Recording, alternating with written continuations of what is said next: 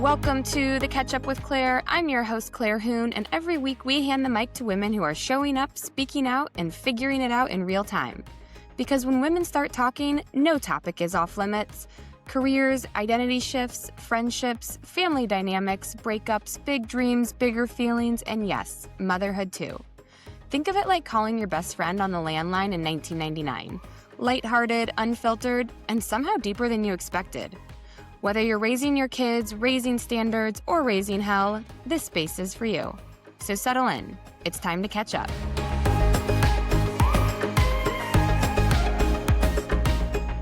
Welcome to the Catch Up with Claire. Today we are catching up with Lael. Lael reached out wanting to connect about motherhood, and boy, did we connect about motherhood. We went deep on what it means to be a working parent, what it means to plan our family, being one and done versus adding more kids. Also talked about our identity as working mothers and what that means pouring into ourselves versus pouring into our children. Before we dug into it, though, I got to know Lael a little bit and found out she is also a fellow runner who has ties to St. Louis. An exciting surprise for me, being able to connect with someone on so many different levels. Lael and I were really able to connect about some of the sides of motherhoods that we don't always talk about and don't always see represented. I hope that if you are going through it in motherhood and want to feel seen or connected, this conversation is for you. Lael, welcome to the Catch Up with Claire. Thanks. I'm excited to be here. I am so excited about this conversation. Before we dive into things, can you give us a little orientation of where you are? Because we are in completely opposite sides of the country. Yes, I am currently in Seattle, Washington. I have lived all over, but I have lived in Seattle now for about 2.5 years. So a little over 2.5 years. Okay, where is home originally from you, and where have you been, and how did you end up in Seattle? Okay, it's a great question. As I said, I've lived in almost every time zone. So I was born in Washington, D.C. My family is very much like a D.C. Both sides of the family were kind of, both my parents were more or less from there. But when we were 6, we moved to the college town of East Lansing, Michigan, which is where I would probably consider home. I lived there from 6 to 18, and some of my family has moved back there, so I still go back a lot. My partner also went to high school there. We have not been together since high school, but we have known each other since then. So East Lansing, Michigan is home. I went to undergrad in St. Louis, Missouri, and I know you're from St. Louis, or I've gathered that from listening to other podcasts. So I went to undergrad there. So I was there for 4 years, and then after undergrad, I moved to Washington State for the first time because I did AmeriCorps out here north of Seattle in a town right by the Canadian border called Bellingham. I did 2 years of AmeriCorps there, and then I loved it out there and wanted to stay. So I stayed for another year. And then job opportunity took me to Washington, D.C., so the other Washington. And then that's when I started dating my partner, and he was still in school in Michigan. And then his job took us to Los Angeles, California. So lived there for 2.5 years. And then I decided to go back to school. And what do you know? I went back to St. Louis, Missouri for grad school, while my partner went up to the Bay Area, and then I went to grad school. And then when I graduated, I moved to the Bay Area with my partner. And then we were living in San Francisco and really liked it, but it didn't feel like a super sustainable place, knowing that we wanted to have a child. And my mom had fallen in love with Bellingham, Washington when I lived there. So she was living in Bellingham. My partner had family out here as well. And so we moved up to Seattle in 2023 and had our son in March of 2024. Unexpected that response was on my part, because most people are like, oh yeah, like I've lived a couple places, or not, like people stay, but like you truly have been all over the place on every coast and in the middle. And okay, I have to ask, what did you think? I mean, you went back, so I feel like it was a positive experience, but like, you can be totally honest. What was it like? I love St. Louis. Like absolutely loved it. I will say I wasn't super excited to go back when I went back for grad school. I obviously was interested because I applied, but it ended up just that decision ended up making the most sense financially, and I really liked the program, and I still had friends there, so it was an appealing place to go back, especially because I was doing long distance with my partner, and it was definitely like a comfortable place. But I would say that's when I like truly fell in love with St. Louis, because I was more of like an adult. I mean, there was Right. 7 years between, I think 6 or 7 years between when I graduated undergrad and went back as, with some like more life experience and could just interact with the city a little bit more than I had before and have more perspective. And I loved it. Honestly, I would have stayed. Like, I still have friends there. I'm going back in a couple of, I was going to say months, but it's like 2 months to run the St. Louis Marathon, which will be really fun because I still have friends there. And it was like my first marathon when I was a senior in undergrad in 2011, and this might be my last, so it seemed fitting. Yeah, I love it. I would have stayed when I graduated from I went back and got my MBA when I graduated from business school. I it was peak COVID, and I really would have, everything was remote and I really wanted to stay. I felt like, I could have gotten a job there. I had friends there. I had a community. I loved it. But we ended up going back to the Bay Area, going to the Bay. We did like the first intense quarantine there because I graduated in Mhm. May 2020. Right, and My yeah. partner and I were there for like the beginning of COVID, and then for mostly just issues with my landlord not letting us extend our lease, we ended up going back to San Francisco, and then sort of we're on the West Coast. But I could have stayed. Other than the weather, I would say Yeah, mhm. it's hard. There's not really a redeeming season. So It's true. other than the weather, And I love everything about St. Louis.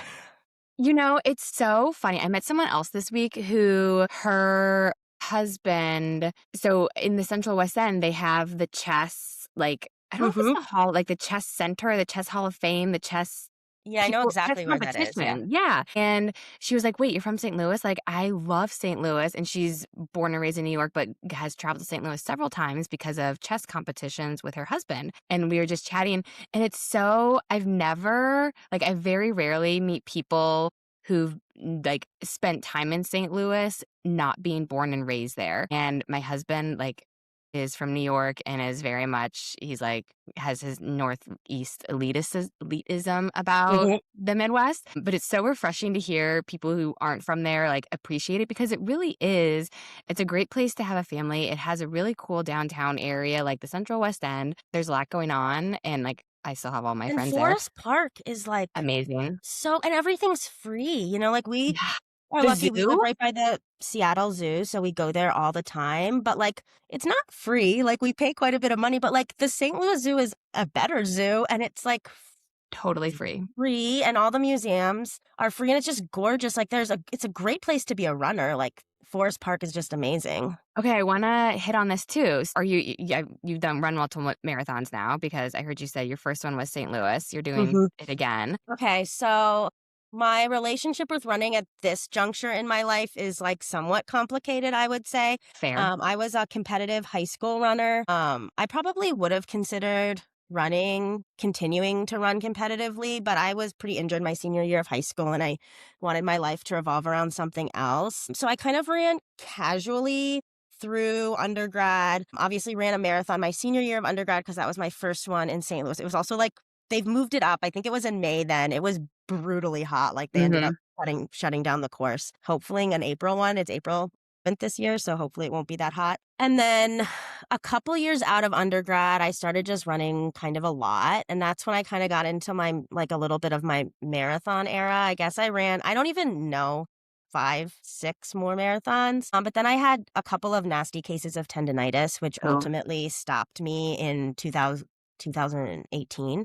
And I still kept running like a little bit. I would like run a couple days a week and do other things because that seemed to be the only way I would not get hurt. I was also just like way overtraining before. So, like, of course, I was getting Yeah. hurt. And then the pandemic happened. And I started running like a lot because the gym closed. And of course, I got hurt. And then there was sort of this like pandemic perfect storm of events where we ended up living somewhere in San Francisco that I didn't feel super safe running in the dark. And my job at that point was very long hours. So I didn't really have a choice. And we got like a lot of people during the pandemic got home fitness equipment. And I kind of just stopped running. Yeah. It wasn't worth like the logistics of like finding a safe time to run. It didn't feel worth the stress of like, am I going to get hurt and not be able to run? And running became something I almost never did. And then I had my son and I work from home. I work fully remotely and I had a baby and I was home all the time, and nothing sounded less appealing than working out in my house. Um, and I just sort of started running again. Have done 2 half marathons. I didn't really train for them too hard other than, like, sort of running enough that I could finish them, and, I decided to sign up for another I was actually gonna do a marathon in the fall, but was gonna travel for it, and then we had a family medical emergency, and I couldn't, and then I still sort of had that itch, so this'll be my first postpartum marathon, assuming I get to the start line healthy, You will. and my first marathon since 2017, so we'll see how it I'm goes. so excited to hear how it goes. I've never run the St. Louis full marathon. My very first half marathon, my freshman year of high school, was the St. Louis half, and also like the first and last time I've run the St. Louis half marathon. Do you keep up with the professional sport at all? Because they just announced that St. Louis put in the bid for the marathon Olympic trials. I didn't And wow. Yeah, I didn't know yeah, that. I was I do keep up a little bit with the professional sport, but I had not heard that, so They just announced it like a week or 2 ago, and I went to Orlando for the marathon trials in 2024 for the last Summer Olympics, and it was so much fun. I also run, and I also love following the professional women in our sport because I feel like, I don't know, we have a very Uh-huh. competitive field right now, but it's also like just a moment, like, I don't know. I'm a big fangirl of track and field and long distance running, and so I feel like women are having their moment right now with US running. But it was St. Louis and one other place, but all I heard was St. Louis. I was like, "Hell yes, let's go." Yeah, no, that I mean, it's flat. You'd think it'd be a great place to do it. No, I I hope kind they of win. agree about women. So I do follow the professional running scene a little bit. I will say my mom's husband's oldest daughter is a professional runner. So my mom and my sister actually went to the Atlanta Olympic trials because she ran in it there. So I've sort of have a family connection to the professional running scene. But I think it's really incredible how many, like, what I've been finding really inspiring is my uh I don't know what I would call this, like my new reinvigorated love with running is that there are so many mothers coming back to the, like, distance running scene, and I, Totally. like when I first started to get back into running, I was just listening to all the books of, like, the professional runners who have kids or, like, Mhm. podcasts because I just found that really inspiring, like, you can still do these tremendous physical things after doing this other tremendous physical thing with your body. Do you listen to Nobody Asked Us I with do, Karen? yeah. I love them so much. So Mhm. in I guess I was in college and I thought I was in high school. No, I was in high school. Whenever when Shalane, Karen, Des all went to the London Olympics, that was 2008, wasn't Mhm. it? Or was it 2012? That I time cannot remember. frame, I can't either. I think it was London. Whatever it was, Yeah, that I think was 2012, but I don't know. We might have to fact check that. But it was just like it felt like it was the 3 of them, but then now we just have this incredible field of, like, stacked women, it feels like always, and also having babies, like, Elle St. Pierre last night just set the 1,500 record, and she had a baby after me, like, 9 months ago. I'm like, "Are you I kidding know. me?" But that's also kind of like the marathon is, like, there's no guarantees now that I've gotten back to running. I feel like it is such a good parallel to mothering and parenthood Mhm. of you kinda just have to do what you have in the moment with like, you don't There's know so what's gonna much be thrown out of your control, you know? Like, Yeah, I feel like there's just so many factors. The okay. longer the race, the more factors there are, I will say. I would say. Truly. Okay. I want to read, if you're okay with it, the message that you sent me because I feel like we could have a seminar on all of these topics. Are you okay? I'm okay with that, yeah. Okay. So you reached out wanting to have a conversation. Starting with, I'm so glad the social media gods led to you. I'm an insignificant working mom of one in Seattle who would love nothing more than to catch up with Claire to discuss some of my constant, complicated feelings and questions as I have been trying so hard to be a mom, a professional, and an individual with interests and friends.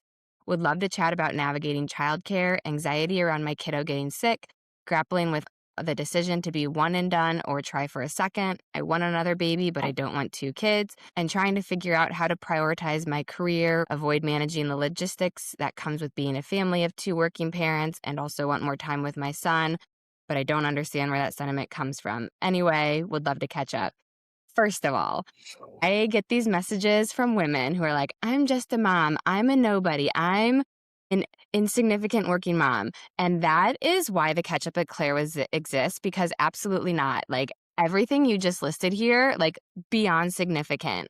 Everything we just talked about that you're doing in this life, beyond significant. So I've, I first of all, just appreciate that. Thank you, Claire. truly mean it though, because I feel like as women, especially when we become moms, and I've done some episodes with moms and having like motherhood focus, but it's mostly not been. And that's been kind of surprising to me and something that I've been noticing.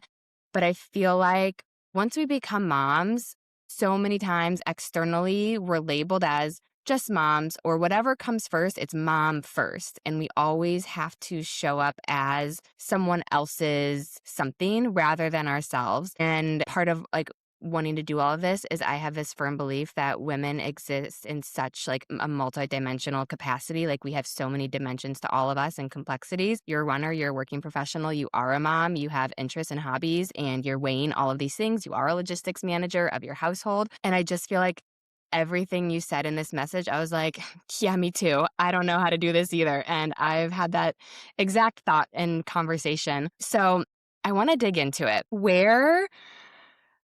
There's so many things and all of this. I think the working mom and the professional mom feel significant to me also as a working mom. Like those type of logistics are combined with the navigating childcare and sick kiddo because like I feel like I'm in this constant send my kids to school and daycare, and especially now daycare, like school, like the older ones have a toughened immune system.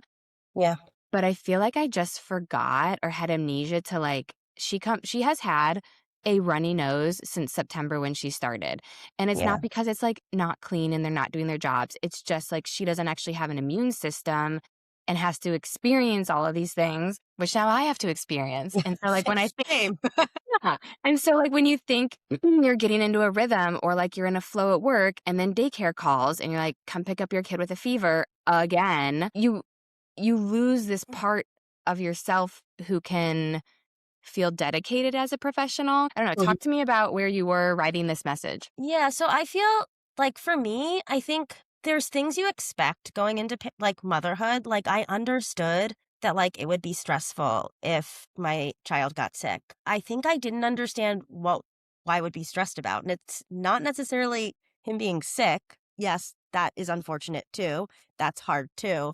But it's that like I have other things to do. I have Mhm. work to do. And I think that's the part of like all of this that caught me off guard too, was like different things are harder. They're hard for a different thing I didn't anticipate. And I think so we've did daycare for from the time he was about 8 months old until this past fall. And we actually ended up pulling him out of daycare. And sickness wasn't an insignificant part of that, but there were a lot of reasons I felt like we couldn't get our groove. Like we Mhm. couldn't on a day-to-day basis, we kind of could, but we couldn't. I feel like school or I call it school. Yeah. Daycare made him a little bit anxious. And even though he was like thriving from during the day, we'd pick him up, he'd be happy as a clam. We never really got good time with him in the evening. So that's Mhm. 5 out of 7 days where the evenings were just a wash. He was so tired, emotionally tired. Then, like in the mornings, we're just like stressed trying to get out the door. I think that's going to be inevitable for the foreseeable future.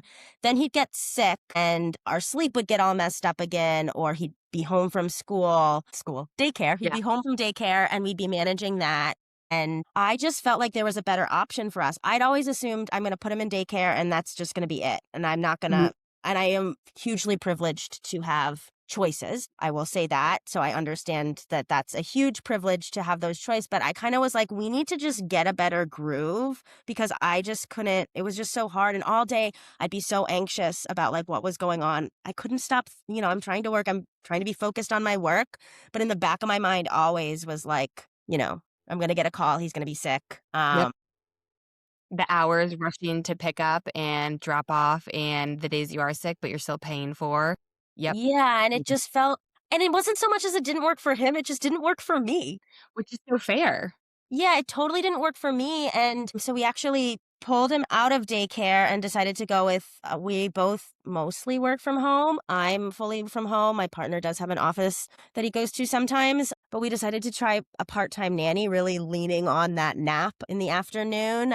I was actually looking for nanny shares and just found someone that seemed like a great fit. Was only available part-time, so we're like, we'll give this a try, which, as you can imagine, has its own challenges because Totally. he's home and I'm in meetings literally hiding in my bathroom so that he can't hear me, because if he hears me, it's game over. So I'm taking meetings like from my bathroom. And then, of course, when he doesn't nap, the workday gets cut short and I'm almost working every night or like at 4 in the morning. So pros and cons, it hasn't been easy. Like I kind of thought it would just be like easy, and it's Yeah. just not. I um, I think it's something though that like people don't like, yeah, you have to have childcare, but like to you say like you didn't expect it, like I didn't expect it. And I don't know anyone who goes into it and truly understands how complex it is to manage childcare. And, I also have an immense amount of privilege in our childcare schedule, which I'll share in a second about how we do it. But I don't think like we recognize the privilege, but it's also like so much work. So mhm. we have my in-laws live about an hour and a half away, and my father-in-law watches our baby Monday and Tuesday, Oh, that's and really nice. picks our, which we are so, so lucky to have, picks our older two up from school on Monday and Tuesdays, and they'll like go to the library or go to the playground, whatever, depending on the weather, have the baby all day, stays overnight with us Monday, and then goes back home on Tuesdays. And then everybody is in school and daycare Wednesday, Thursday, Friday, and we have after school for the older two. But between the like having to pick it's just a different level of chaos because on Monday and Tuesdays, the older two need to get ready. It's nice not having to get the baby ready and out the door because like she's just going to be home. But then it's like she is here and I work from home. My husband goes to an office. So like when I was first back from maternity leave, it was kind of nice because I was like, "Oh, I can just go say hi to her when I'm filling my water or getting lunch or doing whatever." Mhm. But now she's older and so she recognizes me and I'm sure your son does too. Like he's older and it's like you want it because it's the nice contact, but then it's also, is it harder for him or harder for you? It's like not so much, it's not an Yeah. easy just like interaction necessarily because then she'll get upset. Mhm. And then Wednesdays, it's like getting everybody together and out the door. And then we walk, like we live in the cities, like we walk, our schools are within walking distance. In taking a stroller, well, if we take the stroller, then we have to come back here and drop it off before either of us goes to the office, because I do go to the office usually on Wednesdays, or like shuffling all three kids, backpacks, and holding the baby while like getting there on time. Like it is I just mean, like, it's hard with one, so yeah. I cannot imagine And it more. But I just don't think anybody ever but then, like, so we had a nanny for our when we just had one, and actually my father-in-law did 1 day, and then we had a nanny doing 4 days, which worked out really well, but when I was, like, originally talking to people, it was like, I didn't realize, like, you then have to manage an employee. Like, I just thought of it as, like, this is gonna be someone who is gonna be like me taking care of the baby, but, like, you have to train that person, you have to tell them about Mhm. how you want the baby to like, feeding them, nap schedule, like, things that you want them exposed to or not to, screen time, like, where you're comfortable with them taking them out, especially here in the city. I was like, "You're not getting on the subway with this baby." When to call me, when not. And this was back again when we were working in person full time. It's like, there's no, I feel like, easy way to do it. Like, you just like, oh, yeah, childcare. But Yeah. like, you don't know how you said, like, you didn't know that that's what was going to be stressful until you actually have to do it and put it together. And then someone's sick or like daycare's closed. And this week, for instance, is winter break in New York. We just shut down school for a week. My parents came in and took our older two kids to visit family down in Florida, but we still have the baby. And so it's just like Yeah. I was con telling my partner, I'm like, "We think, this is like a before kindergarten issue, but I'm like, it's only gonna be worse when, like, he's in elementary school because the school day is not the full length, and then, like, there's way more school holidays than there are other childcare holidays, and you have summer break, and it's like, this isn't gonna end for a very long time. If they don't tell you, like, I was at this seminar earlier this week, and I've said this constantly, why does school end at 2:40? Like, I have to be at work until at least 5:30. Like, I don't understand. We are in public school. Obviously, daycare isn't free, we pay for daycare, but, like, the amount of money we spend on childcare Yeah. when our schooling is free is like, I'm like, I do not understand how this computes, but, like, it's just so hard being a working parent because school gets out at 2:30, 3 o'clock, depending where you are and what your schooling is. Would like, you have to then pay for the after school or get a Yeah. part-time nanny that'll work 4 hours for you. Um, and then the holidays. Yeah. This is the first time I will say this is the first year where I fully embraced and realized, like, I actually have to use my vacation days for kids' school days being off. Like, I just had up until now had been this mindset, like, vacation days are for vacation. Mhm. And now we're at a point where that's not feasible anymore. Yeah, it's hard. I we're definitely not set up as a society to be two working parent household. That's like Right. not the reality of our economy in the moment. So, or ever, nor should it be. I mean, I just think there's just a lot that needs to evolve. And the issue of, again, like, it's stressful for me. I can only imagine how stressful it is for so many people, or even more stressful. I feel like it changes. Like it's 1, 2, 3, 4. However, I mean, like I only have 3, so I can't speak for the people before. But like, I feel like it's just a continuing. I always feel like the first time, at least for me, having a baby, having a child, having a first everything has been the hardest because you haven't experienced it Yeah. before. Whereas adding multiple has just been another variation of something you already know. Like we knew managing like, it was a part of a figuring out how many kids we were going to add of like, how are we going to do childcare this way? I'm curious because in your note you said weighing the one and done, or I'm curious if you meant this intentionally because you said you want another baby, but you don't want 2 kids. And I I also, again, I think I've said this to someone before in the past of like, it sounds dumb to say, but like I knew about having a baby. It never computed in my head about having a 5-year-old or a 10, like Yeah. obviously, duh, the kid was gonna grow, but like having a baby versus actual parenting, whew. I know. I feel like, so here's one thing that's slightly unrelated, but related to what you just said is I feel like everyone talks about like the first year of like you reach the first year and it's this huge milestone. For me, the second year has been so much harder and way more fun. Like, I now have a little human and not a baby, A blob, yeah. but like it definitely, like, having a baby, and we didn't have he wasn't an easy baby, like, the first 8 weeks were rough, but after that, it was fairly easy, but I feel like having a baby versus having a toddler for me is, like, night and day easier versus harder, and I think, The baby being to easier or the baby top? being easier Yeah. and the toddler being so much harder. I think it's just harder to when he was younger, it was so much easier for me to meet my needs while meeting his at the same time. Mhm. And that just gets progressively harder. So for me, motherhood has been a lot harder after year 1 than it was before year 1. And it may be partially related to just kind of also what you were just saying is that you think about having a baby and you literally think about just having the baby. And then all of a sudden this baby is walking and running and has opinions and you're like, whoa. Mhm. Um, but I also, so I feel like, so I always have, well, not always, I guess, since I've contemplated having a child or felt like I wanted to, I kind of knew strongly that I just wanted one. I'm just like, I'm not the calmest person. And I knew that one would stretch me in a healthy way. And I felt like 2 might not. My partner is like the opposite. Like, he wasn't super enthusiastic about one, but if you talked about having 2 kids, he's like, oh yeah, like I'd have 2 kids. I think he just felt like he wanted to have A sibling, sibling. like he wanted a set of children and not just one. And I'm an identical twin and I have an older sister who is 16 months older. So I very much grew up with siblings. Also have A lot. no idea how my parents did that because Yeah. a lot.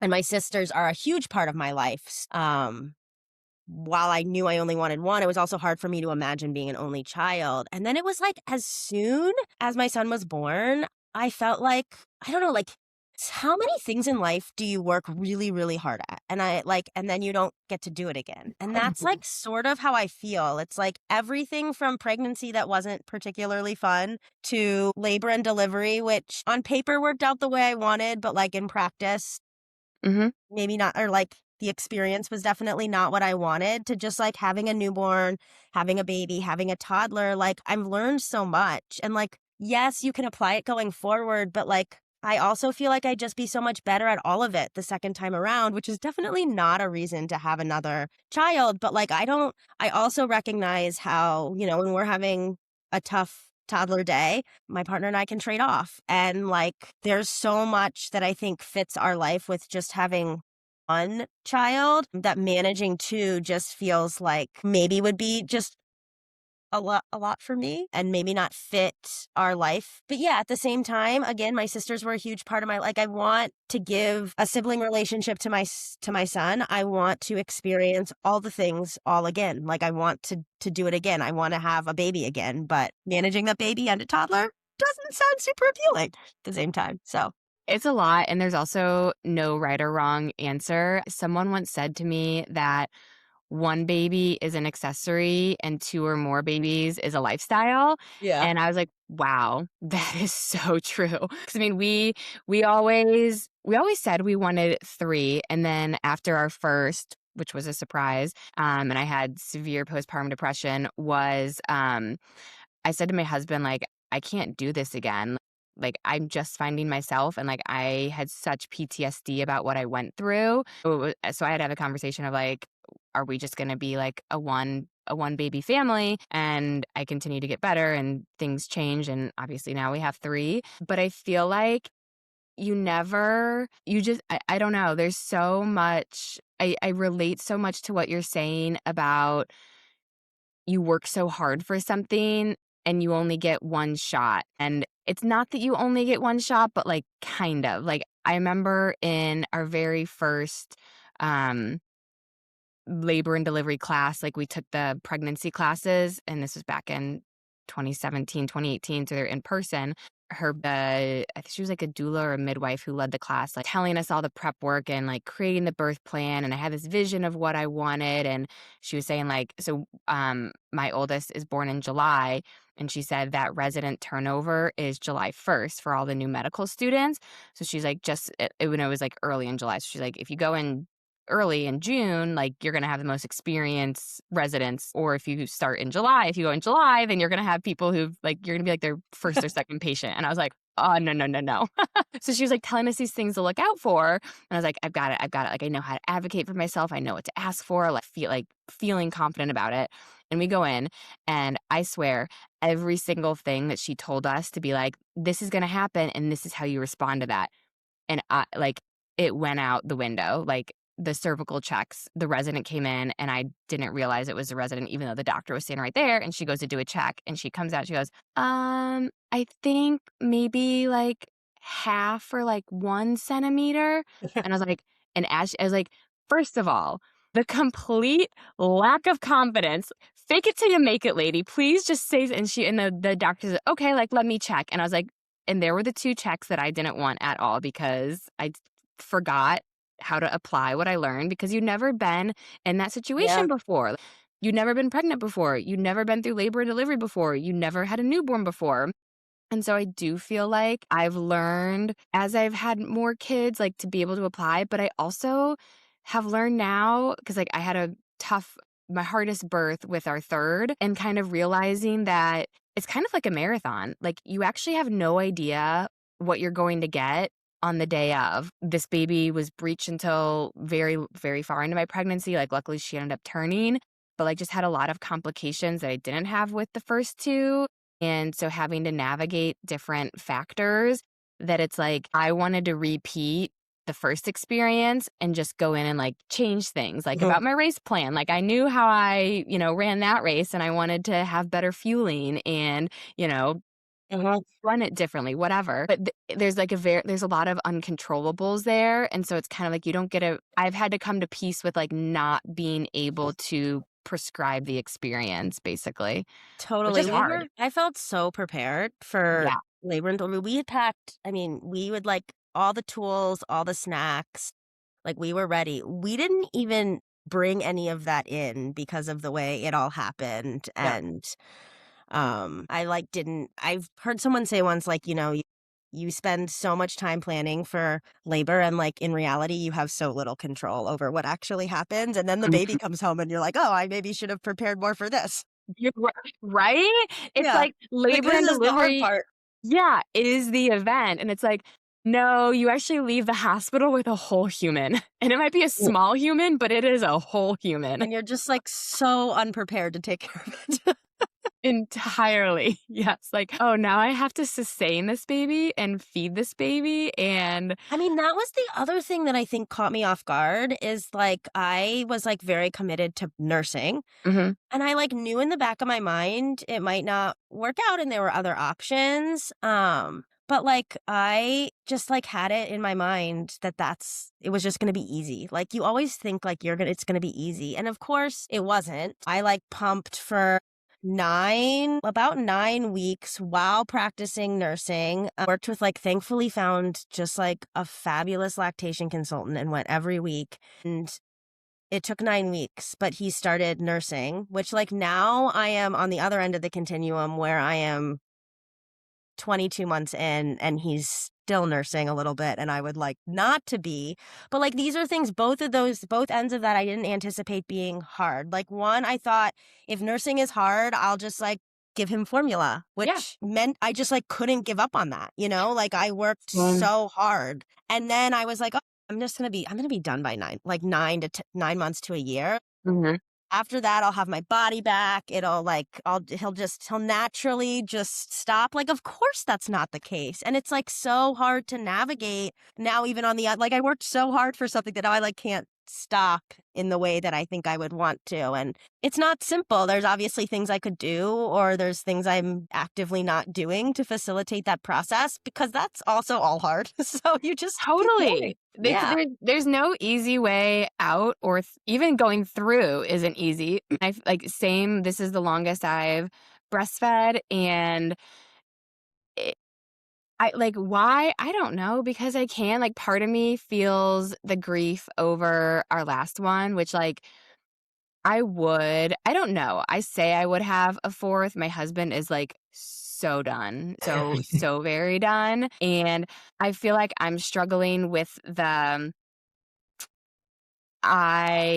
reality of, like, this has been, like, the most enjoyable postpartum, like, the most fulfilled, like, all of the things I expected to feel as a first-time mom, I never experienced until this 3rd round, and so a lot of what you're describing is, like, I wanna go back and have this experience all over again and thinking that, like, another baby will give me that, but then I get yelled at and told that I'm the meanest mommy ever because they have to wear shoes to school, and I'm like, "I don't have any more capacity to hear that. I am a human. I do have feelings." But I feel like I'm holding on to a lot of, like, breastfeeding because knowing I'm not gonna do this again and I'm not Yeah. gonna, give this way again.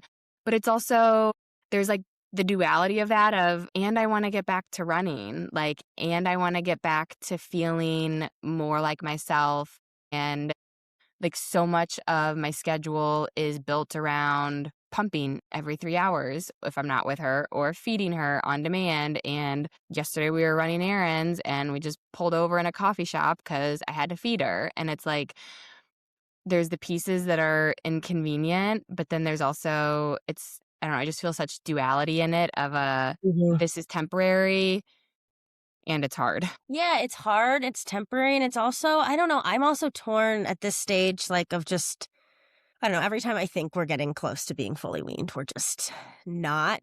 But also part of me is like, it's not like he's gonna nurse till he's 12, you know? Like, Yeah. maybe it's a couple like, why not? You know, I don't know. It's just so hard. I'm like, oh, I feel so also feel like it's hard to know like hormonally what's going on because I'm still nursing and like Yeah.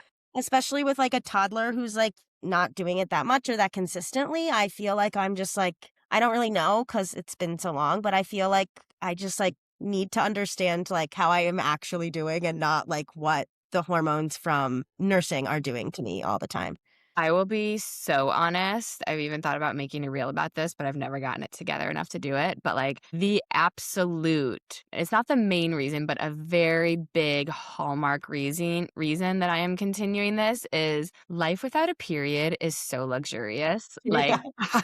with both times I stopped breastfeeding, one was after 4 months and one was after 8 months, the second one. I swear it was like my body just knew. And within a week, I had my period both times. And the first time, it was, like, honestly kinda fine, it just went back to a normal period.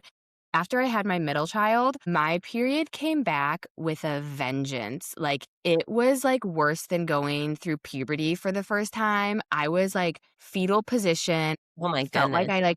it was miserable, and for a full year to like, I went to my OBGYN to be like, "Something like, is my placenta still in? Like, something is wrong," and she was like, no, your body hormonally resets after every pregnancy, and you kinda just don't know what you wanna get. And, like, honestly, I was like, "Get me pregnant right now because I need to reset. I can't do this anymore." And luckily, after it was, like, 9 to 12 months after I stopped, like, of bad periods where it finally leveled off, but I have that again of, like, I don't wanna face it. Like, they say pick your hard, and I I pick the breastfeeding Yeah. hard. Yeah. Things we have I to mean, do. breastfeeding is hard. It's just like, again, it's just like, it's hard and it's also like just lovely. So, like, it's hard to Yeah. know. I don't know. Yeah. There is the piece of it where it's just, like, the getting drunk on cuddly newborn or even just, like, baby feelings are as I said, my older 2 are with my parents in Florida right now, but she nurses to sleep a lot, and she fell asleep, and I was about to go put her in her crib this afternoon, I was like, "I'm actually not," because the finite amount of moments Yeah. that I actually like, this is when I think about, like, what I crave, it's that close connection and just getting to cuddle them when it's quiet. And I was like, I'm not gonna go put her in the crib to clean my kitchen. Yeah. That's not a I good feel like trade-off. this is the thing too that's hard about being a parent is it feels to me like the really sweet moments, you always instantly know they're fleeting. And the really hard phases, for me at least, I'm guessing this isn't universal, but I feel like I'm like in the moment, you feel like you're stuck there forever. And in reality, it changes so hard. What's hard one day is probably not hard the next day or, at least a couple weeks later because my child is just constantly growing and evolving, but it's hard. Like I remember when he was a newborn and we just weren't sleeping, it truly felt like I would never sleep again. Like Yeah. truly feels like I will never sleep again, or just any of the other like hard, like I just even getting him to eat solids, I remember feeling like it would be forever before he actually like put food in his mouth. And like you just think that like this is my life for the next 18 years, and then there's like the sweet things, and those you're like, oh, this isn't gonna you understand immediately that that's fleeting. And how much easier would parenthood feel, to me at least, if like everything that was hard, my mind could immediately go to like, this is just a phase, this is just a season, this is just today, like this is just literally for the next 5 minutes he's gonna have a meltdown because he doesn't want to put his coat on but wants to go outside. Like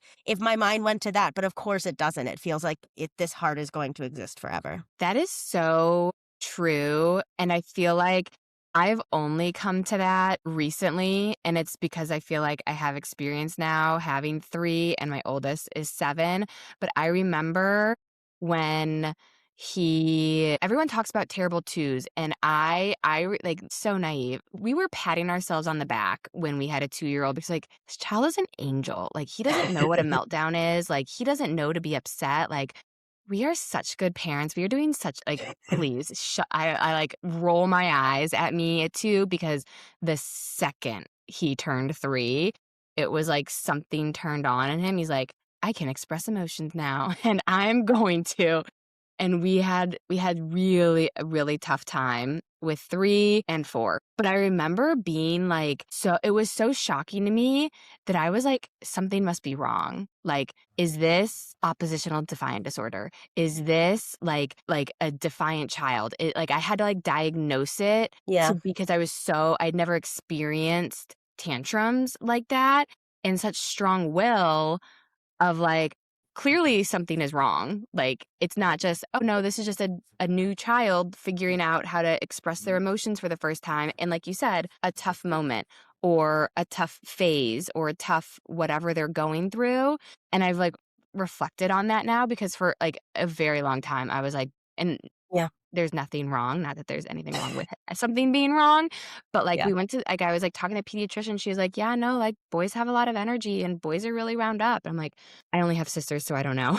Yeah. And my mom is like, "No, you never had this much energy." And I was like, "Yeah, I don't know, I wish I could have some of this instead of caffeine some days." But it's just, like, you're so unprepared, and I feel like part of, like, the beauty and the curse of social media. Something about babies and younger kids feels very safe, but then when it Mm. comes to talking about our older children who have a voice and have experiences, it feels a lot harder to connect about because obviously like they're aware. Yeah. And I feel like I don't know, it gets a little bit more isolating I have found as your kids get older because I wanna be like, "Oh my gosh, this is what I'm going through." It's been harder, whereas a baby, not to dismiss the agency or autonomy of a baby, but, like, they're kind of a potato and, Yeah. It's everything's less I feel like it's more I don't know, I was thinking about this, like, we're so inundated with advice or, like, strategies or things with, like, young kids, but when they get older, it definitely is not something you see. Also, maybe it's just because, like, I only have a toddler, so I'm only getting those algorithms, I don't know. It feels like there would be less, like, larger accessible community around a lot of the challenges with older kids. And I feel like, I don't know, I don't gravitate as much towards the parenting advice. Like, I feel like I've found that there are definitely helpful, like, tips and tricks and things, but I don't feel regimented towards any type of style because I feel like I've seen enough now with our kids that all 3 of them were very different babies, and Mhm. so far, the 2 that have personalities are complete opposite ends. So it's actually been interesting watching, like, the dynamic of, like, a boy versus a girl and also oldest versus middle. We'll see what happens with the baby. But I feel like it's so hard to know, like, where is this advice coming from? Like, what perspective do you have Mhm. of, like, I'd rather just be able to be like, this was what I went through, and some other mom be like, oh my God, yeah, me too. Or, oh yeah, that happened to me last week. Like the connection Yeah, side of it it's versus a the lot of like, noise, I feel like, yes, and yes. I mean, I even feel this too when I think people this is maybe just my perspective, but I think people typically and I see this too with my own kid, like, you remember the good stuff and you forget the hard stuff. So, like, Hmm. people remember, "Oh, like, my child slept through the night at 3 months or 3 weeks," or whatever, and it's like, yeah, except, Good like, for probably, you. like, maybe every other day when something happened, like, you get this advice or experience that are, like, the bad phases have fallen out or the hard days have fallen out or, like, it's just even that to me was so noisy, It was Hmm. just like and I'm actually surprisingly, because this is not my personality, I'm not one to obsess over, like, milestones or development, like, I'm Hmm. just shockingly, that hasn't been something I've fixated on, but, it's hard when you're struggling with sleep to hear about, like, babies that have slept through the night, and yes, some babies are much better sleepers than others, that doesn't mean that like, there weren't everyone has their challenging times, and you don't hear about that, you hear about, like, the good parts that you remember. Like, Or my because son then, slept through the night at I don't know, 3, 4 months old. It only lasted for 2 weeks, but, like, he did it. yeah, yeah, And that exactly. to me feels like, yes, there are probably babies that sleep through the night, but, like, also there's probably a lot of parents remembering those short stretches of, the not forever stretches where they did sleep through the night, and that's what you're hearing. Totally. And I think that also brings up something too unexpected about having a baby or being a parent is the amount of, I mean, it's noise, but also like how much work you have to do to set the proper boundaries and then also not setting the boundaries like the consequences of that almost of like totally did not expect like the unsolicited advice and the misremembering of like, well, we did it this way, or you're inundated with this information while you're also trying to figure out keeping this tiny little human alive while you're sleep deprived. Mhm. Like, it's a lot of information to digest all at once. Like, what else is on your mind, motherhood, parenthood, womanhood related that we haven't caught up yet? I mean, I think I just going back to the original message I sent, I think the piece we haven't touched on, I guess, is the part of just the challenge of can dis or at least making the decision every day to be a working mom when it is so challenging. And I think I love my job. I love my coworkers. I love everything about it. And I don't anticipate not being a working parent, but there's always that piece in me that feels so pulled to kind of make I don't even know if it'd be easier. See, that's the thing. Like, I think I definitely need that my professional side of my life. I definitely need to challenge myself there. And I'm like constantly, I want that and I crave that and I need that. But at the same time, sometimes like I feel like one, the logistics of my life would be easier with our new childcare arrangement. I do get to spend time with my son every day, which I'm very grateful for. But like his prime time is the morning. I'm missing the prime time with him every day, and that's hard. And I also have to realize that it's like, sorry, this is going all over the place, but No. I feel like so many of the things that are hard about motherhood are my issue and not my child. Like it's about me, it's not about Mhm. him. Mhm. He needs to be spending time with other people, with his nanny, at daycare, eventually at preschool and school, and living his life and having an independent life outside of me. But at the same time, and I similarly need to be having my independent life outside of him. Yet sometimes that feels like the wrong decision. And I'm feeling that not because I feel like it's best for my son, but because it's me. And I think part of acknowledging that has been really hard for me. It's like, he's doing great. Like, yes, we have these challenges because I'm not, we're coordinating work meetings all the time and who's taking time off during what part of the day. And it's a constant juggle. But I think the thing that I've come to realize recently is like so many of the issues, they're actually my issue. And I'm not saying it as like an issue as a negative thing. It's like I'm also trying to have an experience as a mother, just like my child is having a childhood. I just have to somehow feel I think I've realized that a lot of this stems from just feeling comfortable with the experience I'm getting, knowing that he's just fine. Like he's just going to be just fine. Like it's better for the things I'm doing that are often hard for me are probably actually better for him in a lot of situations. I I don't hear know if any you. of that made sense. It does, and I think what you said there of, like, it's his childhood, but it's also your motherhood, but it's not just your motherhood, like, going back to what we talked about at the beginning, like, it's also your life, and this is gonna everyone this is gonna just sound the wrong way, but, like, not to say he's not your life, but, like, you have your own life, and he is a part of your life, like, he is a part Yeah. of who you are, but he is not 100% of who you are, um, and you're allowed to still have the desire to work and the desire to run and the desire to have hobbies and friends and date night and travel and also the desire to get on the floor and play with him and want to spend Yeah. the slow mornings and want to not be logging on to your team's meeting at 9 a.m. My kids are absolutely my life, even though I know that's not what I was just saying. Like you're always 100% a mom. Like, once you start that, like, you're never it's just, like, turning down the volume on how loud motherhood is versus, okay, now you're tuning in to your professional identity. Now you're turning into your partner identity, into your girlfriend identity, into the Hmm. runner that fills you, like, physical movement.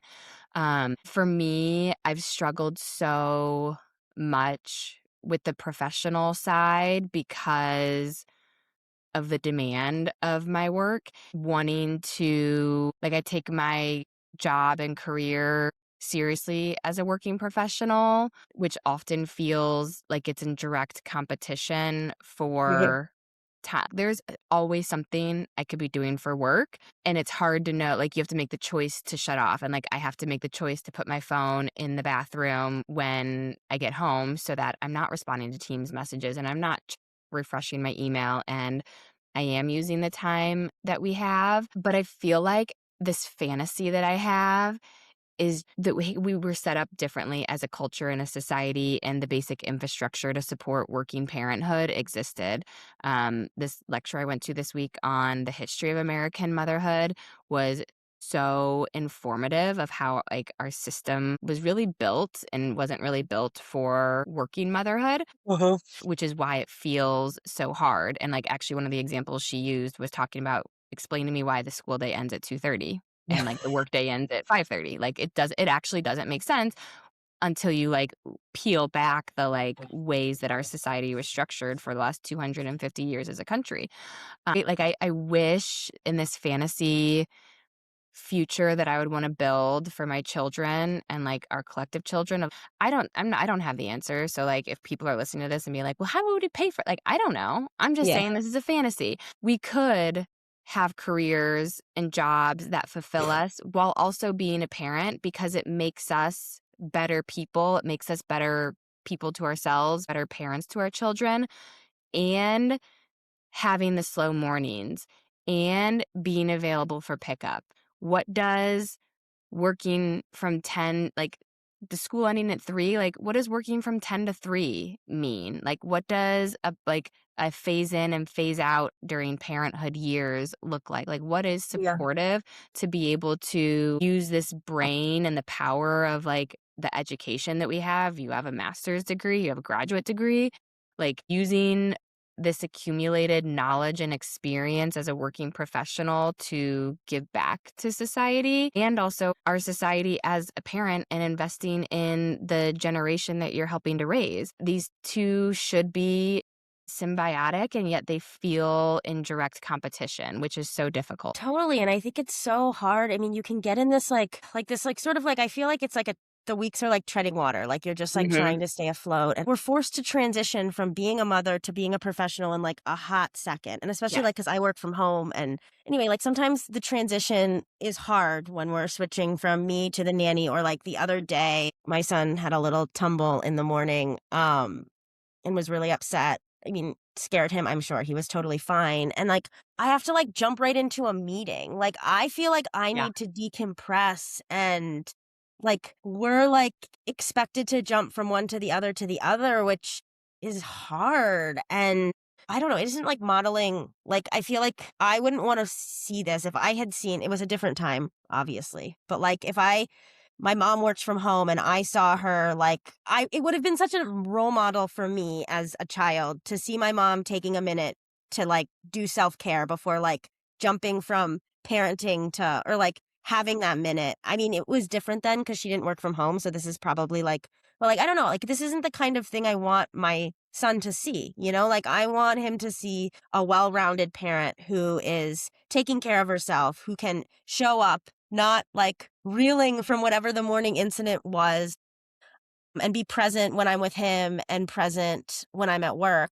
And I just we're not set up to do that. As no parent is, I don't feel like. We're not. I will also say, because I'm a few years ahead of you in my motherhood journey, that is all your son sees of you is a present mom and a mom who's sitting on the floor playing with him and cuddling with him, and he gets to say hi during the day. Think about any time there's a transition, even if it's from like you to your husband and maybe he fusses for a second, but like it's not, he's not holding on to that. He just sees Yeah, you with so again, much that's probably love. my issue and not his, but it's sort of like I hate when I have to I'm I like getting and I'm with him. It's just like it doesn't feel good, you know? It doesn't feel good, and, like, even getting into the older years now, like, we get the guilt about being field trip chaperones, so, like, in 2nd grade, all public school 2nd graders get swimming lessons in New York City, and they asked for parent chaperones, so it was probably, like, 3 months maybe in the fall of swim lessons every Friday from it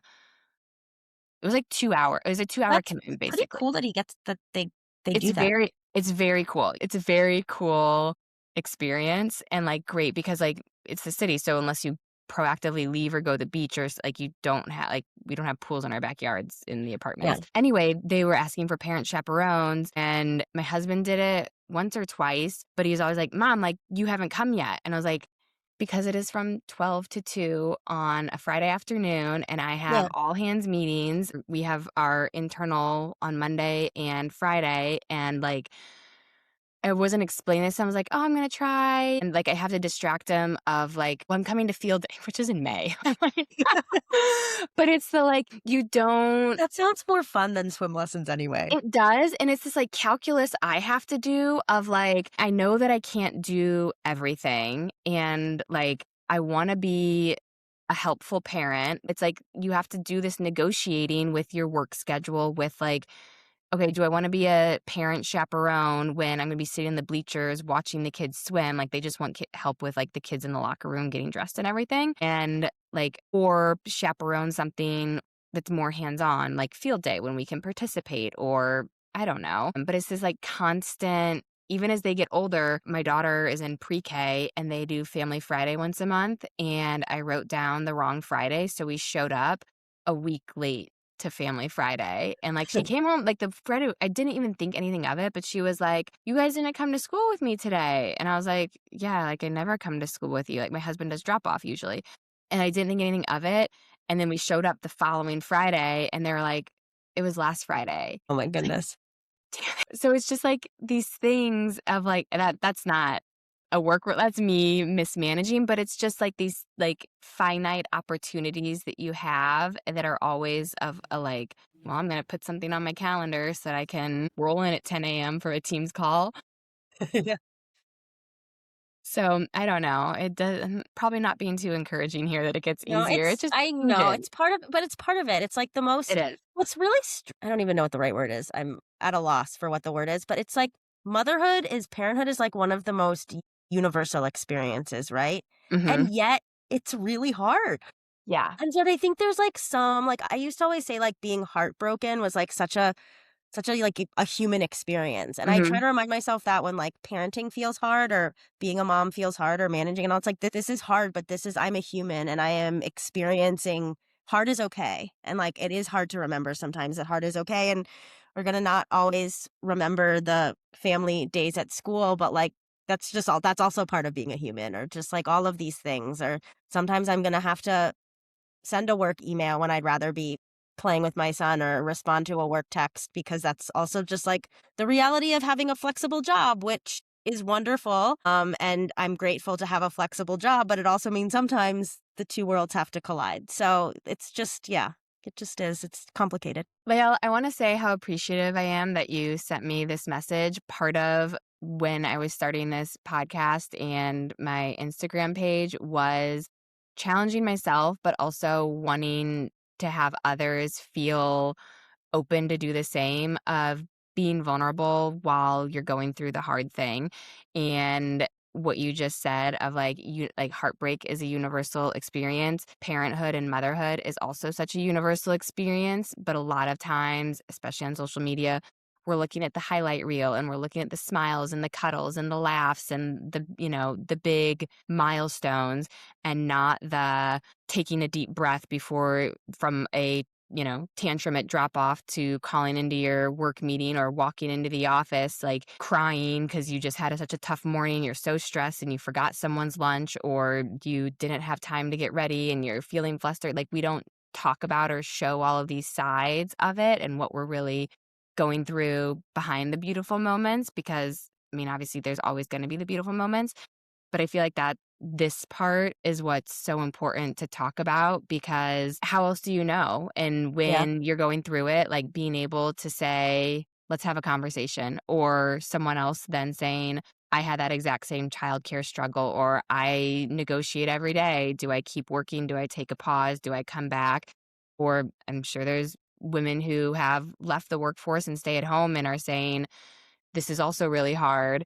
And I also love that I get to be home with my kids. And, it's like these constant negotiations and things that we have to figure out as we're going through them. I just want to say thank you for Yeah. reaching out and thank Well, you for thank you being for having so me on the podcast. open in this conversation, of course. I really enjoyed it. Yeah, me too. All right. We will be talking soon. Sounds good. Bye. I hope you enjoyed this episode of The Catch Up with Claire. If you did, I would so appreciate if you subscribe, follow, rate, and comment wherever you're listening from. Share it with someone else you think might enjoy listening. This is how I can continue to have these conversations and bring these conversations to you. Until next time, be kind, be brave, and be safe out there.